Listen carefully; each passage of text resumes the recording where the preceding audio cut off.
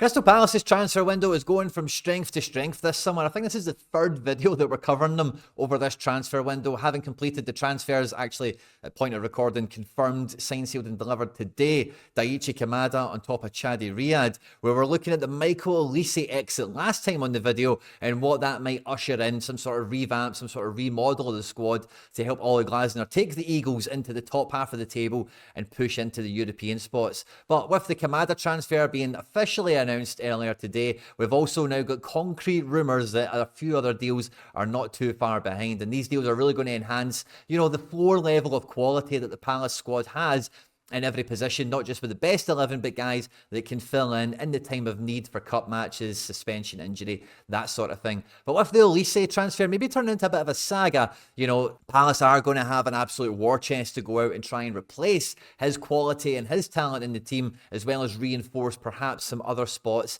in the best 11. And on the last video, I had some amazing comments from the Palace fans talking about the differences between Eze and Olise, because in that video I was talking about, for me personally, I really do feel that Olise would be somewhat easier to replace profile and style-wise than someone like Eberechi Eze could. Now, in terms of where both players' ceilings actually are and how actual quality they are, how good they are in their position, I'm happy to concede that Olise is probably better than Eberechi Eze. But Eze being that box-to-box, goal-scoring threat, high energy, high-octane midfielder, that's a profile that there's not too many of around European football, but Palace seem to have found one or two and have been linked to them. We'll be chatting about that in the video today as well. At any point in the video, if you do laugh, you learn, you like something or whatever, please do like and subscribe to the channel for more content like this, and get into the comment section on this one and let me know, who do you think Palace should make their marquee incoming transfer? Is it going to be someone in the attacking ranks, or maybe it's some other area of the pitch? Who knows? And yeah, let's just get stuck straight into it.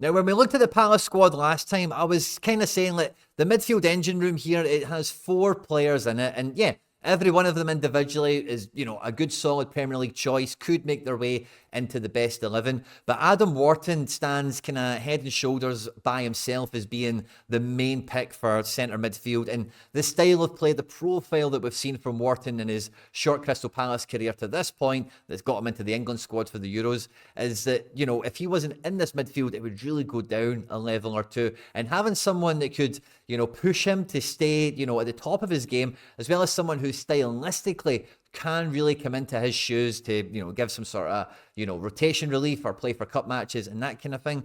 And really, I think Crystal Palace, Oliver Glasner, whoever's pulling the strings here, has done absolutely fantastic to identify and potentially get Palace on the verge of acquiring Aster Vranckx. I would find this a really exciting transfer for Crystal Palace fans for a couple of different reasons.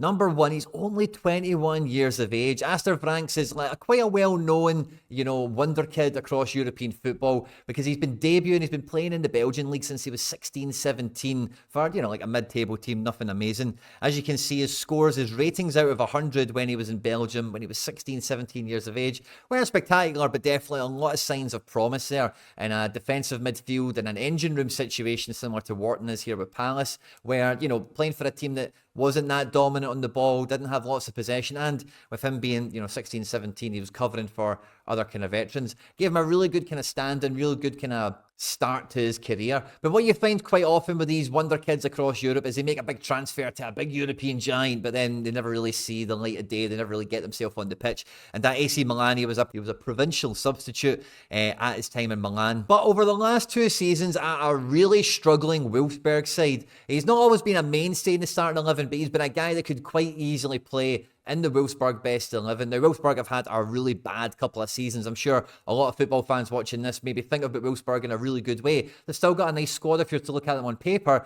but if you actually look at the last couple of Bundesliga seasons, they've not been too hot at all. And this guy, has had some good performances when he's had to get them out of jail. It's backs to the wall defending, or and that kind of thing. But again, he's never been an out-and-out best 11 first choice centre midfielder at Wolfsburg, and it feels like making the move into Crystal Palace right now is going to be a fantastic step on his career path. But with him only being 21 years of age, his career has still got the best years to come in it, and moving to the Premier League and looking to, not necessarily like learn from Wharton, because it's not like he's like an established veteran or whatever, but dueling with a guy like that, jostling for the best 11 position in the midfield, is hopefully going to get more and more out of him. And he's the guy that Lerma, Hughes, Doucouré, these guys have all got a credible shout for being in the best 11. Doucouré especially, I know you guys were telling me in the comment section, was a lot of your pick for player of the season had it not been for Mateta's kind of goal scoring run towards the end of the year.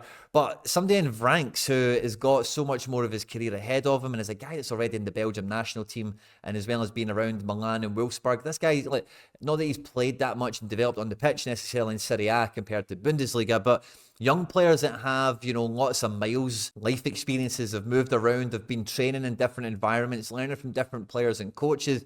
These are great players as long as they're still motivated and they know the situation they're coming into. And more importantly, the manager, Oliver Glasner, where was his last job again? Oh yeah, the Bundesliga, knows what they're getting and, can adapt the strengths of what the player brings into the system, into the tactical shape, is how you're going to get the best out of them. So this is a guy that I don't think is going to be expecting to play 30 plus games a season, far from it. Let's say he starts 10 to 15 across all competitions, he'll probably be quite happy that's moving his career on. He'll be a worthy, as I say, doppelganger understudy for Wharton as well. And if Wharton was to go for mega money next summer or something like that, then you've got a guy with a lot of promise and a lot of potential able to step in his shoes. He's got that defensive midfielder build of being a big guy that's a bit of a shield in front of the back four, but he does like to break the lines. He does like to, travel with the ball. And he does have a really good eye for a pass, technically very astute and typically what you would expect to see from a Belgian wonder kid coming out of Belgium and moving to the sort of clubs and leagues that we've been speaking about. So I think this is a very shrewd, a very clever transfer for Crystal Palace. It lifts the squad level up. Similarly to that, it's kind of came out over the last couple of days, and it looks like Palace are on the verge of signing Ryan Sessegnon, who's been doing pre-season with them. And again, in the last video, when we're talking about players and profiles of guys that Crystal Palace and Oliver Glasner are probably going to look to bring in, he wants to keep that tactical consistency no matter what minute you're getting subbed in on, no matter who's available or who's injured. And Sessegnon in this left mid, left wing back position, I know he's not a left back's left back, he's much more of that kind of, he's not even a winger, is he? He is quite firmly this kind of midfielder. I do think that this situation, this team, this formation, this manager will really suit him down to the ground, and Crystal Palace will probably get a really fine tune out of him whenever they plan on playing him. Now, normally we've seen Glasner have an Asnar Knauf in this position, someone who's maybe a bit more of an actual attacker. But as I say, Sessegnon isn't a left back's left back. So I do think that he will come in to this auxiliary attacker, this auxiliary counter-attacking forward with pace position very, very well. Mitchell, I was really impressed with his attacking output at the back end of last season, as a lot of you guys would know. But he is much more of a left back's left back if the time called for it, So I still think he's clearly going to be number one. I don't think Sessegnon will take that shirt from him. But Sessegnon is actually a really exciting, again, understudy number two to lift the level of the squad and keep them, playing the same tactics to a really competitive level for the full 90 minutes, no matter who comes from the bench. Now, like I was saying to you guys in the intro, I was having a chat with some of the guys in the comment section about the whole Eze and Olise thing, and I definitely stand by the, profile-wise, replacing Eze is way harder if you want someone just like him. But hey, if you're going to do it, or you're even going to have someone else that can push him or even play alongside him, if you're going to rotate with Eze and Kamada and maybe somebody else, Jobe Bellingham is going to be a very exciting player to come into this team and maybe even push the likes of Hughes and Doucouré in that second position here, because Jobe Bellingham already at Sunderland and previously obviously at Birmingham is showing the same promise, the same level of desire and talent and physical prowess that we've seen from Jude Bellingham for a little bit at Birmingham itself, but mainly his formative years at Borussia Dortmund before going to Real Madrid. And Jobe Bellingham has played a little bit higher. He's been a little bit more of an attacker in his time, certainly at Sunderland.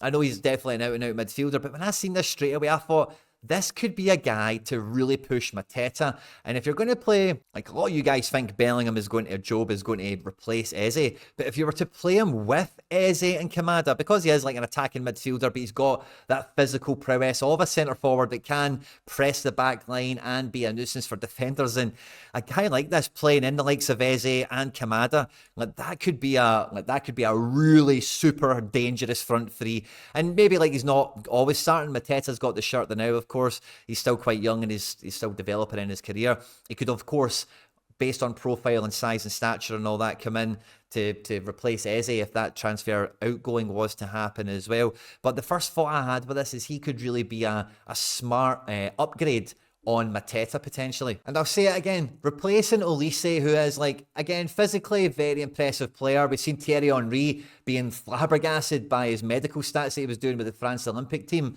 So he's definitely an elite top 1% athlete. I don't think there's any doubt about that. And in terms of the magic that's in his boots, he's going to Bayern Munich. He's definitely a world-class Champions League player in the making. I think we can all see that. But a guy that wants to play in the wide areas, take a man on 1v1, can play a ball into the box, can shoot from range. There's lots of players around world football that behave and act like that to a greater or lesser extent. And we had a couple of great chats on the comment section of the last video. Mr. Mike Ina, I think that's how you say it, saying Gabriel Sara, who Crystal Palace have been linked to, and we had Richard Greenwood here with Wesley Gasavoa from Brazil as well. So there could be some interesting moves coming in here. And I think Gabriel Sara, when you look at the success of Wharton moving from the Championship, or even Jobe Bellingham as well for that matter, potentially into Crystal Palace, then Gabriel Sara really does have that wow factor that Olise does, where he can shoot from range and he's not scared to take guys on. And again, similar to Olise, if he does come into the Palace squad and catch fire, you could sell him for another big bag of money. So I think this is the sort of signing I think could be yet to follow. In the last video, we're talking about the potential of Antonio Nusa and maybe one or two others. But it does feel that once this Olise transfer is finally signed off, is when Palace might go out and actually bring in like the marquee summer signing on top of Kamada. But I'm really impressed with Aster Vranckx. I'm really impressed with Chadi Riyad, Ryan Sessegnon. I think this is just super smart squad building from Oliver Glasner, and he's just really setting Palace up in a big, big way for success. I think it's all eyes on now just seeing Olise announced and getting that money transferred over, and then seeing how the dominoes fall for Crystal Palace thereafter. It should be a really exciting one, and I'll be looking forward to catching the comment section on this video as well. On screen there now is some other stuff that I've made that YouTube thinks you might enjoy. I hope you enjoyed this one, guys. Don't forget to hit the like button and subscribe for more content like this. Stay out of trouble, and I'll catch you on the next one.